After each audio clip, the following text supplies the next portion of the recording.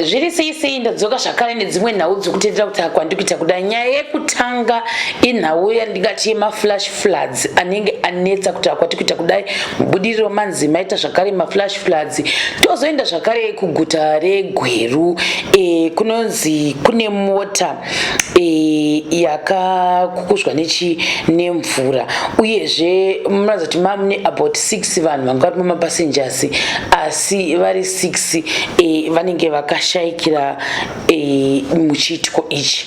So far so good. Pana chiona hangu maarticles akachinyogwa neveZBC nevamwe vakasiyana-siyana kwanga kuchinzi vaviri ndivo vanga vaitwa retrieved, and kureva kuti vamwe vachoni kuda vachiri kutsvagwa kuti vaonekwa kuti vanowanikwa pachona, asi mota yachiita sei yanga ichitosimudzwa zvakare. Zvika 2 bodies retrieved from flooded Gweru River.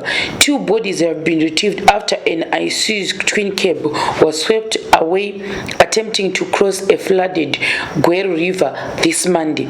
The vehicle, which is believed to have been carrying 6 passengers including the driver, was swept away around 5 a.m.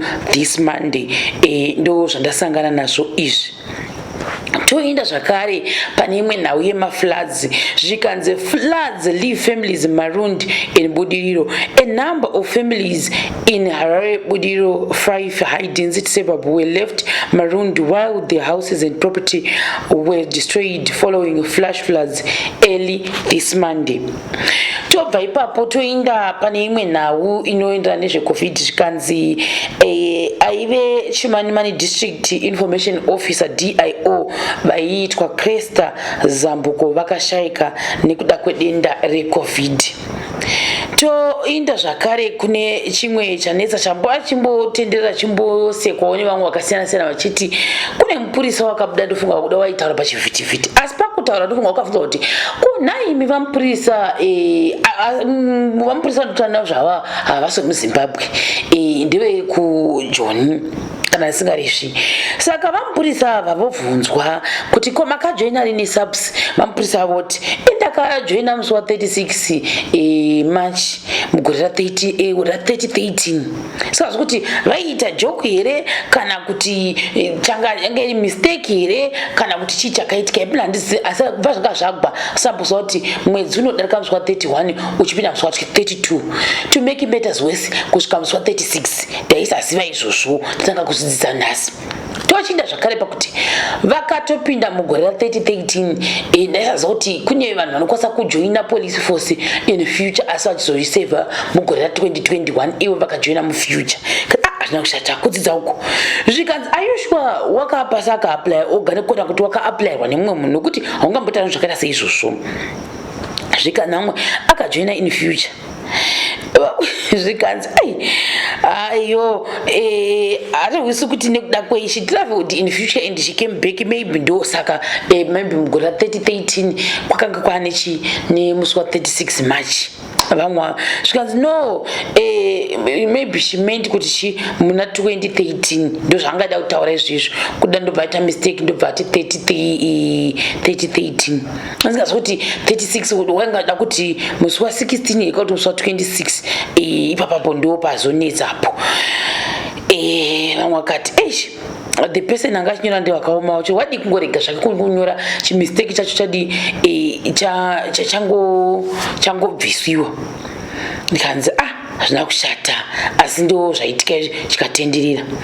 Tochibva ipapo toenda zvakare pane imwe nhau yanga ichisirisa dzine mumwe mudzimai. Kauzi ndandaenda papo paindaneti pane chinotitenda chekuti munhu ukandobvisirwa chiro chinofadza tikura nema kuti unenge waona isa muringo apa. Muringo is something special to many people, both varume zvese nevakadzi vachoni. Zvinhu zvakanaka tozvitenda tichiti makorokoto kuna vakakwanisa kupinda muzvitsa mugore ra2020 navo vakatanga zvakare muno mugore ra2021 vanga vachipinzwa mumba. Zvinhu zvakanaka, asi tobva ipapo tenda pakuti zvakare uyu vanhu vanondororwa pepe vanhu vanotoposta paindaneti kuti cows came walking cows ndo zvinoita vanhu vazhinji zvinhu zvakanaka, which is a sign of excitement, overjoyed. Asi pane chiitiko chandisire chekuti kune mwanyana kuti cows came on the 24th of December, asi murume wangu akabva shaika zuro nekuda kwedenda recovid. Zvinhu zvinosisa singamboita tikura nhema, zvinogwadza asingamboiti. Ndikati ndavanyaradzwe nezita raJesu, ndo zvandokwanisa kutaura. Ndokutobudisa picture yachoni vari vese nemurume wachoni uye nemusi wachoni wanga waita sei wavairorwa wachoni wayo. Zvikanzi chegore rino chinorwadza zvokwadi. Vanhu kumacomments vakati zvakaoma veduwe, this is so sad, this is really heartbreaking. Ndo vamwe vangu vachita sezvizvo, so painful. Ndo macomments anga akazara kunyanyanchi nyaya yedenda irori. Zvikanzi zvakare nevemasvingomira, a man from Chisumbanje is facing macharges ekuponda after aka-assaulta ndokuuraya a friend following ma-arguments over spilled beer. Zvokadani kulani munondotaura kuti chikapu chedoro chaida kuswa mukangolai kuti munhu achitora chikapu kudai kubva patafura chaipo kokuisa mukangolai wakuda kuisa mukanwa doro kwakuteuka kuya konzi wateurire doro kwakutokutotorwa zvekuti kusvika pakuuraya nekuda kwokuti doro rakateuka pasi. Doro rakateuka kuda mililiters zvishoma doro raurayirwa munhu iroro. Unokuti unopika jere kuda kwechiponde chedoro chisingakwaniki kana chipaindi ndocho undopikira jeri. Indati kanzizo mhepo dzacho kubva zvakaoma zvokwada tikura nhema kuti zvatondikadza kuti munhu ungasvika pakuti ukasha kuti chitoro chako chasipilitika kwakudero uchaitwa spilled kwakutoda kutanga kutorwa nemunhu.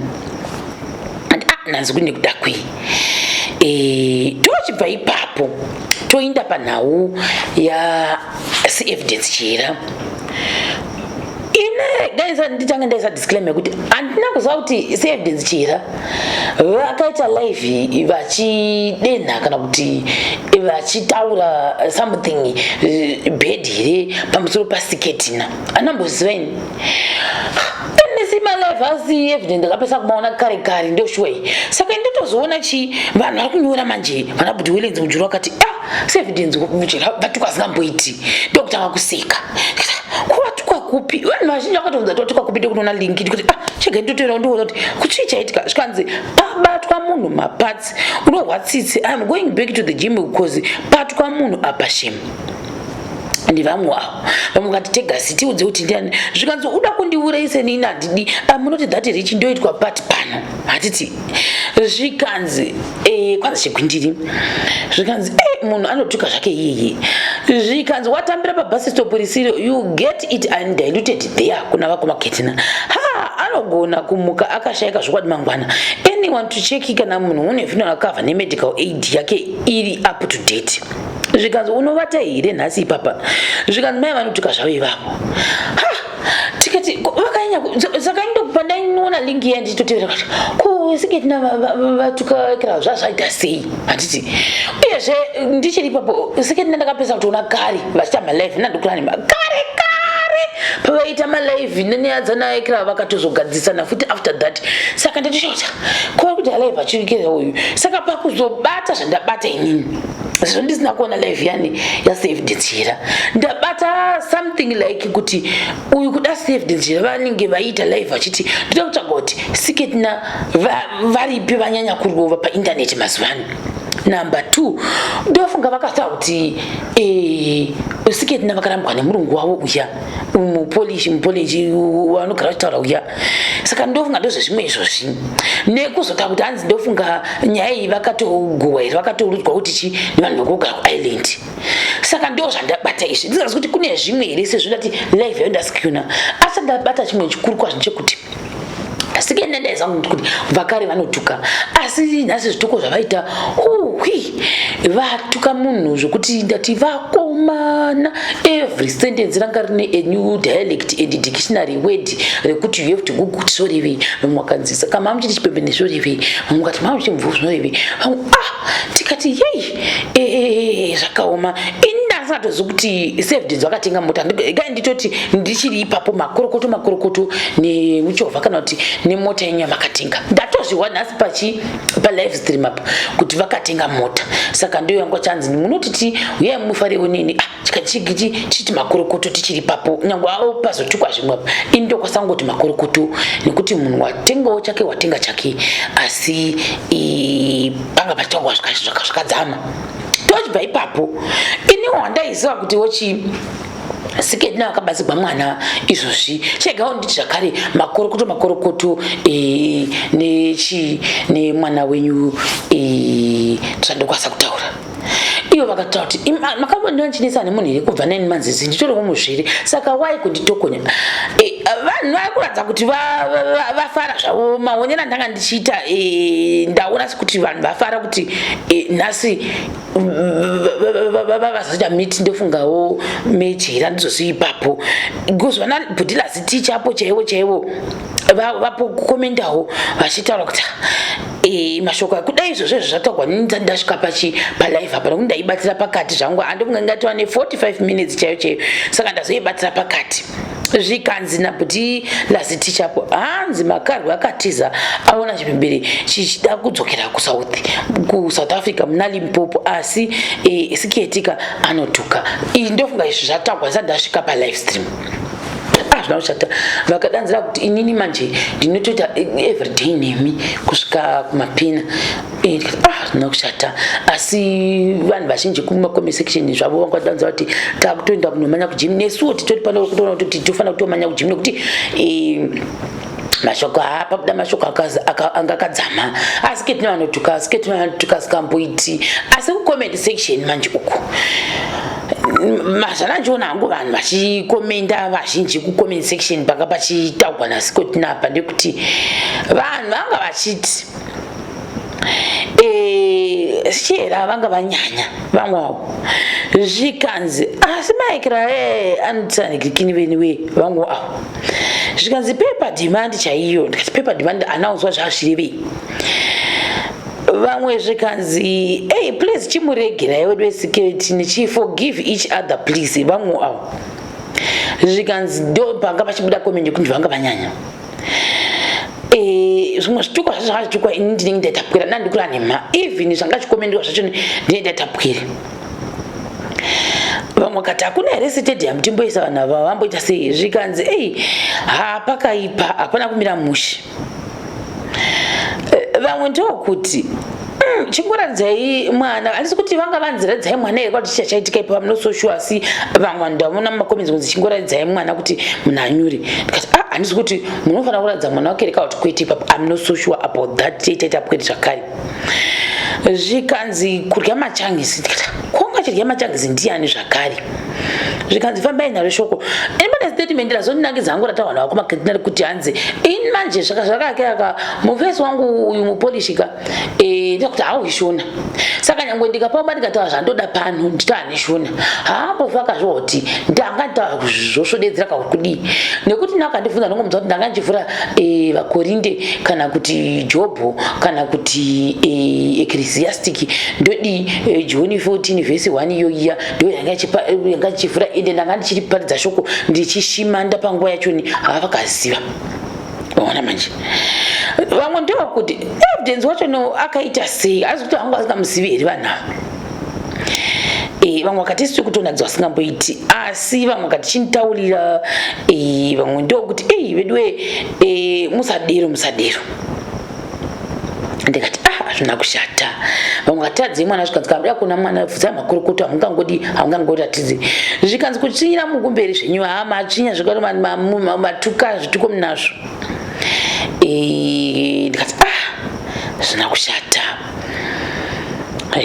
ndo zvanga zvakanyanyisa ipapo vanhu vanga vachinakirwa nazvo vamwe vachiti maribhi zedu ari kuvhunika tichinakirwa vamwe wavo vamwe vakati vanga vajaira kuyekera vamwe vakati nekuti panga pachitaurwa panga pachitaurwa zvokonona zvokuti zvikanzi munoita zvemadhora munoita zvokudii ndikati hazvina kushata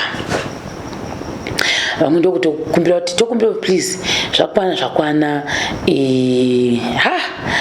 ndandokwanisa kutaura kuti Ketina anotuka tikata zvimwe zvinhu asi Ketina anotuka asingamboiti vakati matarya makadzi vakati siyana nevana tipedzerana nenasi siyana nevana vangu here something like that saka kuti vakuna evidence vakanga vabata vana vani vaSketina here pavaita zvituko kana chii chakaitika apo munhu yakuti asi mabhidzi handisi zvairevei ndikati zvinakushata uzonzi zikapasi neshoka yako ukadzika mamu5 macho neshoka iyoyo kwaunogara kwacho nikoko panonge pachisara pachinyora siginecha dzakatika sitinge tatapwiri asi ndo zvimwe zvinhu zvaitika muzuva ranhasi ndasa kuti Ketina vafadza vanhu vazhinji ndofunga kuintaneti muzuva ranhasi vafadza nekuti live iyoyo yanga itori ne1100 people vanga vachitoiona ende vanhu vanga vakaukira kuti pamwe kati leave our island alone hatizivi zvese vanotaura izvezvo